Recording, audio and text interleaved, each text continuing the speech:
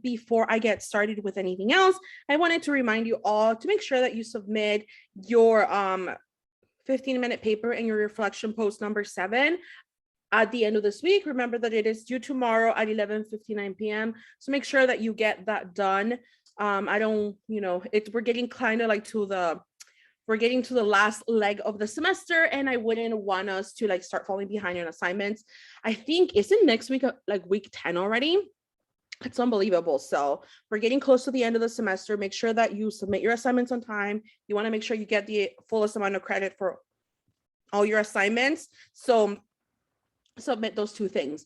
Also, I wanted to kind of like highlight that next week we are actually going to be going over the guidelines of our second major assignment for the course, which is the romance in the media paper. So the guidelines for that will be going up at the end of this week. So you should have access to them by Sunday at midnight. It will be up there. So next week we will be talking about the assignment, basically basically what it is about, what it is required for you to do. Then you'll have a couple of weeks to work on it before the actual assignment is due. So I just wanted to point that out, that it's coming up, and I wanted to give you like a fair warning ahead of time so you plan, for those of you who are planners. So we're getting close to the end of the semester. So that will be our second major assignment for the class. And after that, we'll just have a couple quizzes, a couple of reflection posts, and then we'll have our final exam. And that's what takes us to the end of the semester. I also wanted to, a lot of you were asking me if there were going to be any extra credit opportunities, and there will be. I will be posting an extra credit opportunity in the next 2 to 3 weeks. So watch out for it. I will announce it in class as well so that you know that it's there and it's coming. But yeah, that's pretty much, we have 1 major paper, 1 extra credit opportunity, few more, like I think we have like 5 more quizzes, 5 more reflection posts, and that brings us to the end of the semester. That was quick, right? Like I know we're all excited. I'm really excited because like we have like Christmas and Thanksgiving and Halloween, which is like, Halloween has become my daughter's favorite holiday right now. She's absolutely obsessed with it. But yeah, and with that being said, let's get started because I have a lot to talk to you about today. A lot of examples that I have when it comes to like emotions and interpersonal communications, and there's like more development on the wedding, so I'll bring that up as well as an example. And I know like some of you might be tired of it, but like seriously, this stuff like relates to it like no other. Okay, so let's get started. So last why is it doing that? That's being weird. Present. Okay, so let me take you to the slide where we're supposed to be on. This slide number. There. This is where we stopped off. We talked about the principles of emotions and emotional expression. We talked about how emotions can be adaptive and maladaptive, meaning that emotions can work well for a particular situation or they cannot. We also talked about emotions being contagious, and that's why when you are surrounded by people who are really, really negative, you end up being negative yourself. So that's what we kind of talked about on Tuesday. Today, we're actually going to talk about emotional competence, and we're going to talk about things that get in the way of us interpreting emotions and just kind of like understanding emotions as a whole. So that's what we're going to talk about today. So kind of like going on with my whole wedding ordeal that I'm dealing with. So going with that situation, what we have going on now is we are having some issues with like the rehearsal dinner situation. Okay, so as you all know, like I was giving you the latest development on the dress.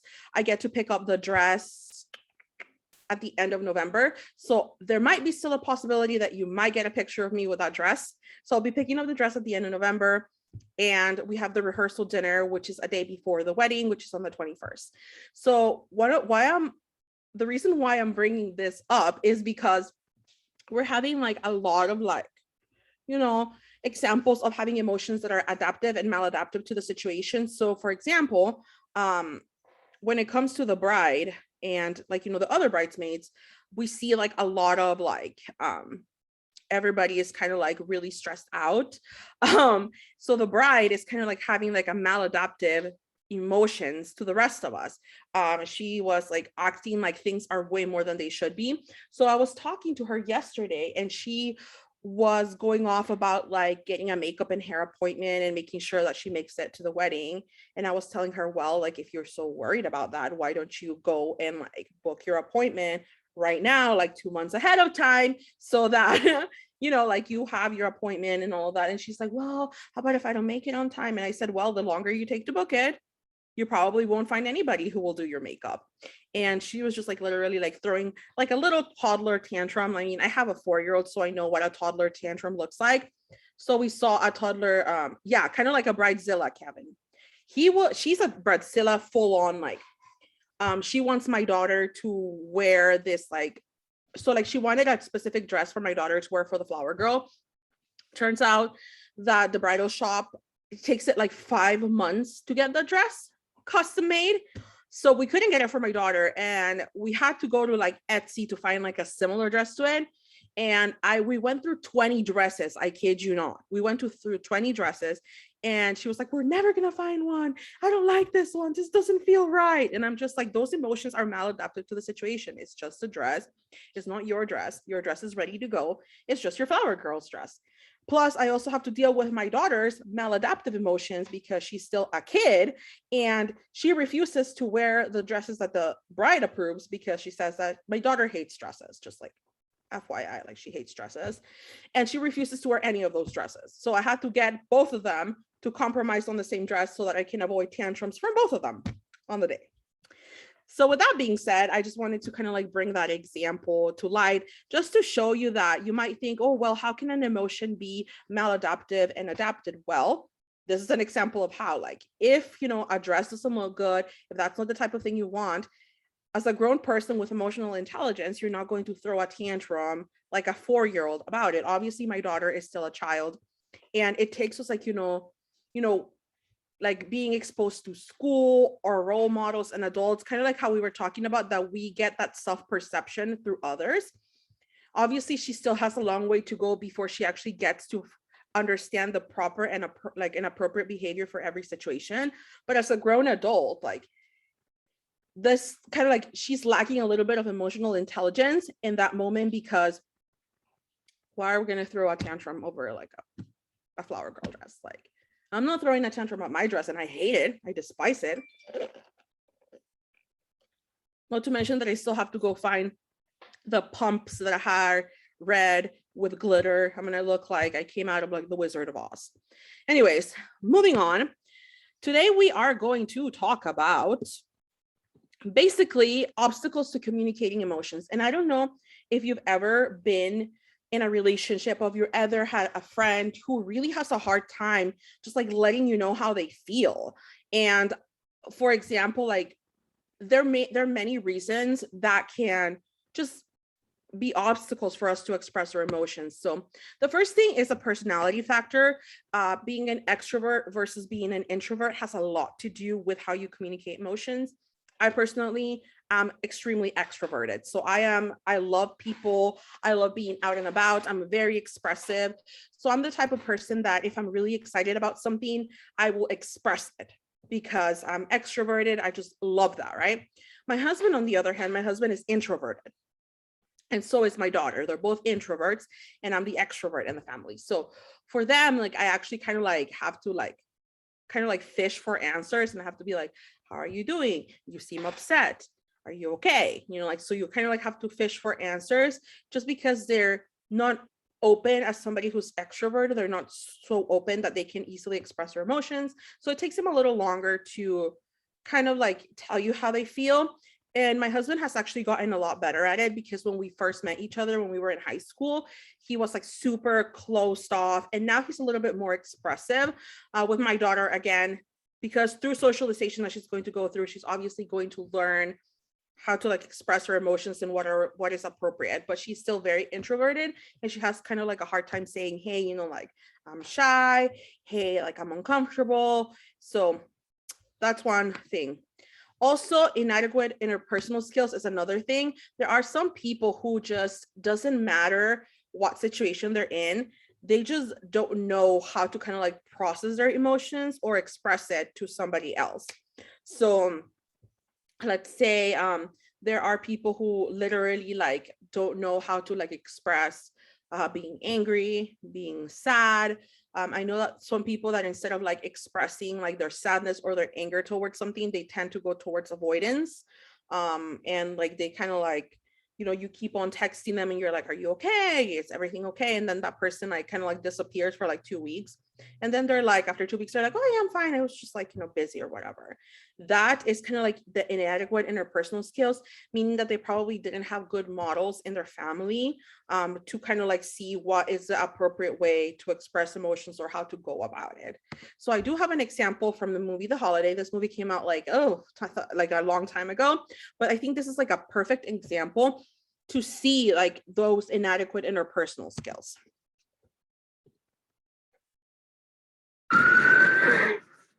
Are you able to see it? Okay, good. Yes, we can see it. Perfect. Thank you. Media and paparazzi surrounded the home that she shared with her husband. That's not what I wanted to show you. It's what you do. Oh.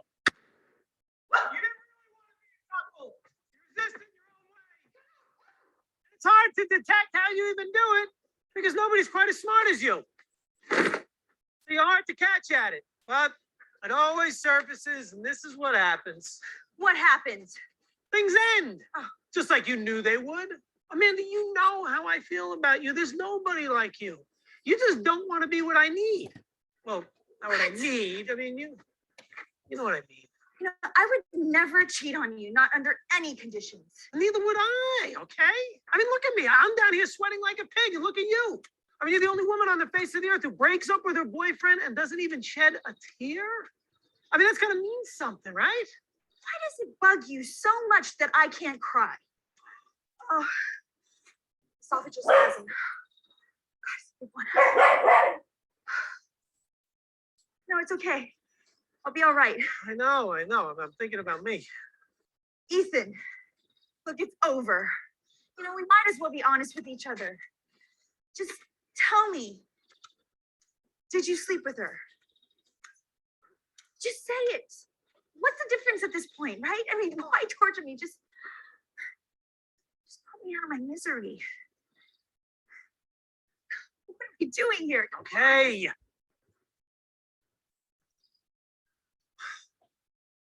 Yes, okay, I slept with her. Are you happy? I've been sleeping with her. She's in love with me. She's young. Look, this is not a proud moment for me. I mean, you should just know that. Amanda!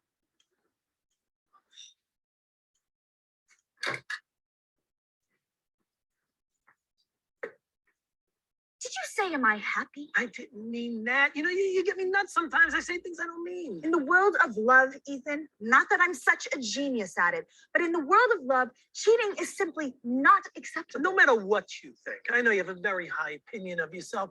This isn't all me. Okay. So when you're not in such a rage, I think you'll see that too. Maybe. Maybe when I stop having visions of you two together, I will see your side.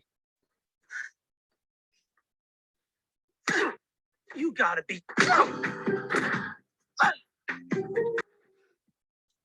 All right. So why did you think I showed you this clip?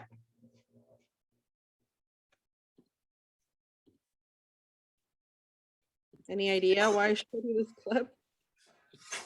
Because they're having difficulty communicating? Yes, they are. So basically, one of the things that bothers the guy, Ethan, about his ex-girlfriend is the fact that she can't cry, right? And one of the things that you see further along in the movie, if you choose to watch it, by the way, it's on Netflix, if any of you are interested in watching it, the further along we see in the story is that when she was about 15 years old, her parents got divorced. And she cried for like a long time after her parents got divorced. And the way that she kind of like learned how to cope with sadness is that she wouldn't cry. So since she was 15 years old, she has not been able to cry ever again. So no matter what happens in her life, she doesn't cry. And that's an example of kind of like those inadequate interpersonal skills that I was talking about, because she had such a traumatic event in her life and she cried so much, she just can't get herself to process her sadness in a healthy way. So she kind of like just holds it in and doesn't let the sadness out. So like if you see along in the movie, that's one of the things that kind of like comes up as a theme about all her relationships. And eventually with the true guy that she falls in love with, she is able to cry. So I just wanted to like show that out there because there might be like some trauma when it comes to like certain people as to why they can't show certain emotions, like maybe like some family dynamic, maybe some type of abuse, a broken relationship happen that prevents them from expressing their emotions. Next thing that we're going to talk about is societal and cultural norms. When it comes to cultural norms and societal norms, there are like certain rules for emotions. So I don't know if any of you remember, but when Hillary Clinton was running for the presidency, one of the things that people kind of like, they were polarized when it came to her. There were two things that they talked about. One was that she hardly ever showed any emotions, and based on like what the idea of a woman in our culture should be like, women tend to express more emotions. So a lot of people were saying that she was cold-hearted, she was calculating because she wouldn't show her emotions. They were criticizing her because of that. Now on the other side of the coin, we have the other side of, you know, the realm of people where like, well, she's a woman, so she's way too emotional. She can't be a good president because she won't make logical decisions because she'll let herself be, you know, controlled by her emotions. So there are certain assumptions as to what emotions are appropriate for both men, women, adults, children, which emotions are appropriate in society. So that's where that plays out. So one of the examples that I have is the idea that boys don't cry, right? In a lot of cultures, like, and hopefully we're kind of like making a change towards that, because it has been shown that in a lot of cultures, you know, because men are forced to like not cry and just kind of like hide their emotions, we see a lot of violence and physical abuse because they can't process their sadness, their anger, and their frustration. But in a lot of societies, mostly patriarchal societies, we see this whole idea that boys are not allowed to cry, boys shouldn't cry, you should be able to kind of like pick yourself up, dust it off, and just keep on going. So that's one thing. And again with the same thing with Hillary Clinton, if we think about it, she was judged for her lack or her lack of emotions, or the fact that women are emotional according to like societal values. So I just wanted to throw that out there. So one of the tips that works best for this is just for any person, doesn't matter whether you're a child, an adult, female, male, non-binary, whatever it is that you are. One of the tips that they give us is just don't express your emotions selectively. Like, know who you are expressing your emotions to, know how they will, like, get an idea of how they will react to it. Like, we know who we can be open with and who we cannot be open with. So kind of like express them selectively. Know the person that you are confiding in, know the person who you are with.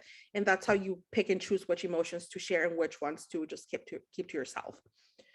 Next thing that we're going to talk about is fear. One thing that it's a common theme in a lot of relationships is that expressing your emotion might make you seem really vulnerable. So there's a lot of people who just don't want to like share emotions because crying in front of somebody else, putting your feelings out there makes you vulnerable. So for example, like in a lot of like relationships that I've seen my friends go through, one of the things that I see is like, oh, like I don't want to tell this person that I like them first, because if I do, then I'm putting myself out there and I feel vulnerable, I'm scared. So that's also a theme.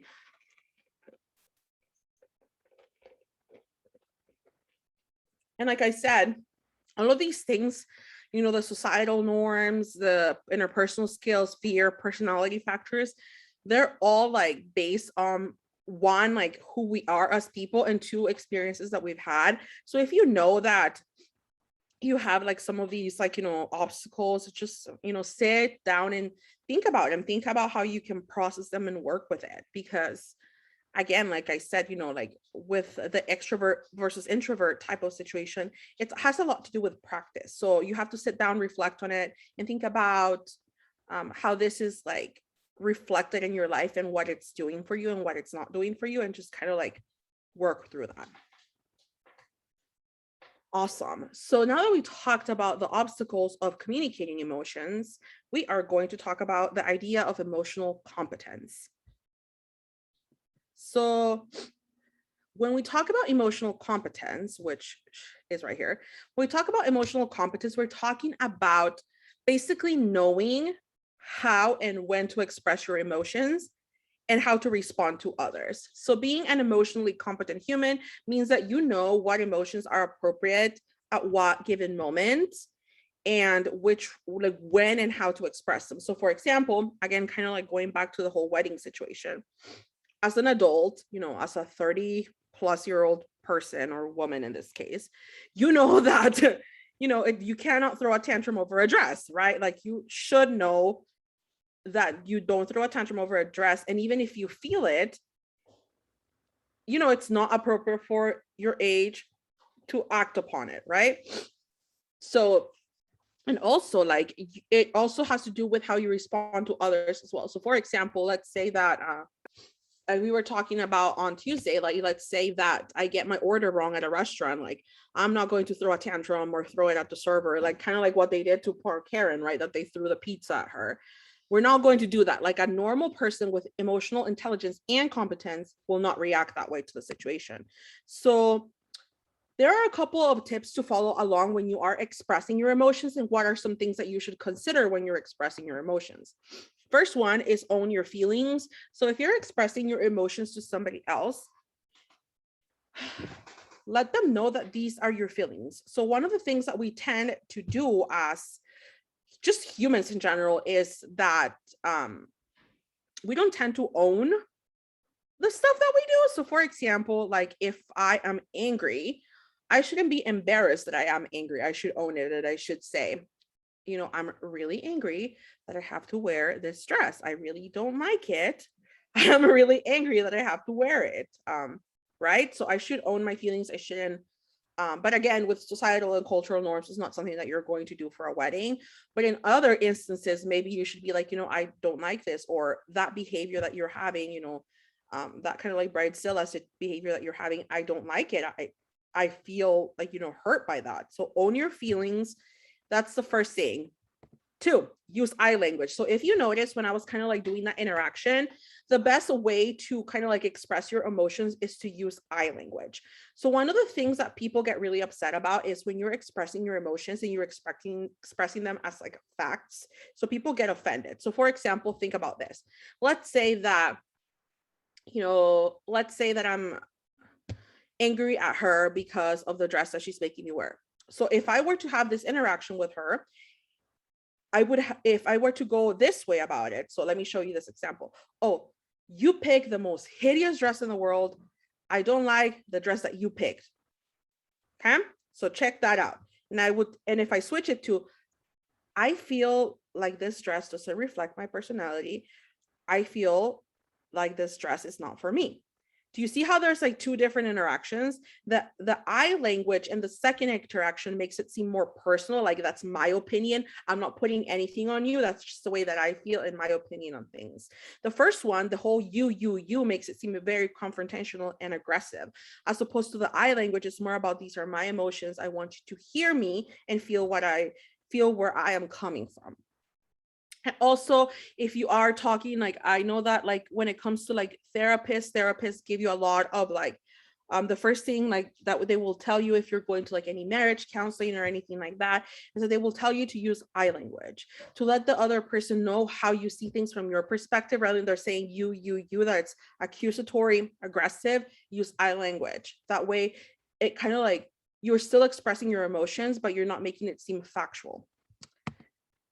Next, another tip that's extremely important is, so there are different ways of how people approach conflict. There are people who want to approach conflict then and there, address it now, because if we wait, we will never address it. And there are other type of people that are like, okay, let's all like, you know, take some time, cool off, and then come back to talk about it when we are in a logical state of mind. So one of the best tips to express your emotions is if you're angry, wait until you cool off. When we are angry, we tend to say things that we don't mean. And it just kind of come out on the spur of the moment. And remember that one of the principles of interpersonal communication is that it cannot be taken back. It cannot be repeated. Once it's out there, it's out there. So if you're the type of person who is, when they get angry, just like starts spewing things out, wait until you cool off, come back, and then have that conversation and express how you feel. Next, always try to speak calmly and in the most logical way. So if you're like super sad, try to take a deep breath, take a couple seconds, and express yourself in a calm manner. Again, going off with the whole like, cooling off period, usually when we are overwhelmed with emotion, we tend to just like say things, right? And we don't necessarily might not mean it the way that the person is interpreted or the way that it comes out. So just, take a deep breath and then continue with the conversation. Like if you're sad or if you're overly happy, that even though being overly happy is a good emotion, but sometimes we just might start saying a bunch of things that we don't mean to say in that moment, and when we think back on it, we're just like, ugh, I shouldn't have said that, right? Or, oh, I promised I was going to take my friend to the airport because I was super happy, and now I just wish I hadn't done that, right? So take a deep breath, try to speak calmly, stay logical. So that's tips for expressing your emotions, tips for responding. So let's say that if somebody is expressing their emotions to you, how should you respond to that? One, empathize. So one of the things that, and I think we saw this in the example of the reflection post that I had to do with the nail in the head. So we see that in that particular video, we saw that the woman wanted to be heard. She wanted to be understood. She wanted her partner to kind of empathize with her, right? And he was just trying to find ways of how to fix the problem. So the first thing when somebody is expressing their feelings or emotions to you is just try to put yourself in their place, empathize with them. Second thing, engage in active listening. This should be a no-brainer at this point. So we talked about how a couple weeks ago, before the midterm and before we submitted the paper, we talked about just the different stages of listening, right? We have to receiving the message all the way to remembering, right? So make sure that you go through all of those steps of active listening. Make sure that if they were to ask you a couple of weeks from after the conversation you had, you still remember. If you're able to remember, then you were engaging in active listening. Make eye contact, make sure you are understanding and processing that message. Also, try to gauge or read what the person wants you to do. So one of the things that we tend to do, and this is such a human thing to do, is that while we're listening, we're trying to come up with ways to kind of fix the problem, respond, or kind of interrupt to make the person feel better. And even though it does come from a good place, we have to know that we have to listen to the entire person, kind of read their nonverbal language and try to figure out what is it that they want from this encounter. Does the person just want you to listen? Do they want some advice? Do they want suggestions on how to fix the problem? What is it that they want at that particular moment? And one of the things that you can do is just kind of watch their body language. Your friends better than anyone, family members and people who you're interacting with.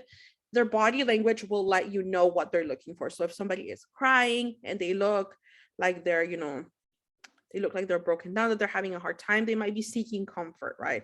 If somebody seems like they're overwhelmed and they're just kind of ranting and they're saying I don't know what to do, and they're giving you cues to give them advice, then that's probably what they want. And if you are ever in doubt, just ask them I want to help you. How do you want me to help you? Right? And also, I have another clip from this movie that it's also on Netflix. It came out last year and it's called The Holidate. In this movie, the premise of it is that this woman and this man are each other's platonic holidates for the different holidays throughout the year, because they don't want to show up to parties and have be set up by their family members. So there in this clip, I'm going to show you the interaction between the main character, which is the woman, and her mother, and you tell me, what does Sloane, which is the main character, what does she want from her mom, and is her mom getting it or not?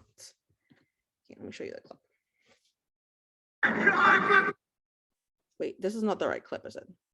No, that's not the right clip. Where did it take me to that random clip? Give me a second. It took me to some random clip that it's not the correct clip. There you go. Found it.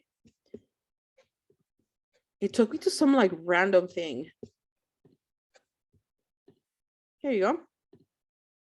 It's Mother's Day. Can we not talk about my personal life for a change? It's my day, and I have a right to know what my only child is doing with her life. You have 2 other children. Not single. You're the one I'll worry about. And I don't understand why you're wasting my daughter's time with this meaningless stuff. It's not meaningless.